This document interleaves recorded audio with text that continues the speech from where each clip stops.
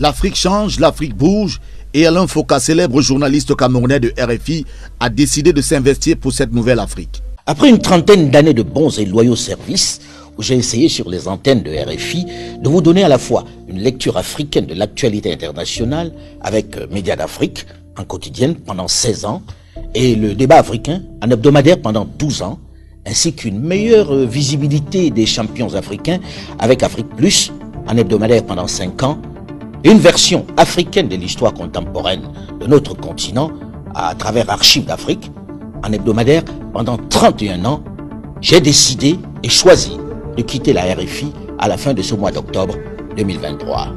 Aussi a-t-il décidé de quitter à compter de la fin de ce mois d'octobre l'entreprise française RFI, Radio France Internationale, auquel il aura consacré 30 années de sa riche et brillante carrière. Cela a été une expérience enrichissante et je vous en remercie pour votre large soutien puisque pendant toutes ces années, ces rendez-vous ont toujours été parmi les plus suivis de l'antenne de Radio France Internationale. Je remercie également mes collaborateurs qui ont été particulièrement dévoués à la cause.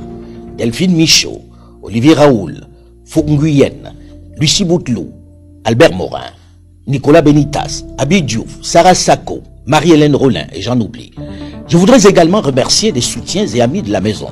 Damien Oulès, Ludovic Duno, Juan Gomez, Yasmine Chouaki, Eric Amien, Corinne Mandjou, Claire Edon, Vladimir Cagnolari, Jessica Tayeb, Anne-Marie Capomaccio, Alain Pouziak et bien sûr mon frère, complice et ami de toutes les batailles depuis une trentaine d'années, Claudie Siard. Une pensée pieuse pour Jean-Karim Fall et Henri Périlleux. Soyez rassurés, ceci n'est qu'un au revoir, je dirais même un nouveau départ. Le journaliste, pour cela, envisage dans les prochains jours de s'orienter vers de nouveaux horizons, plus en adéquation avec sa liberté de ton et ses convictions affirmées pour la renaissance de l'Afrique.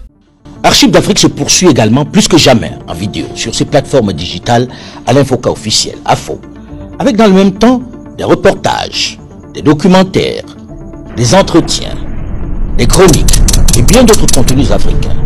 L'histoire de la chasse doit cesser d'être racontée du seul point de vue du chasseur. L'Afrique a plus que jamais besoin de son outil de soft power pour faire entendre sa lecture, sa vision du monde et pour mieux faire entendre sa voix. Ceci est donc un nouveau départ pour une plus grande vulgarisation de la pensée, du projet, de la vision africaine dans un monde en profonde mutation. Une grande surprise dans les mois à venir. Une renaissance. Je ne vous en dis pas plus.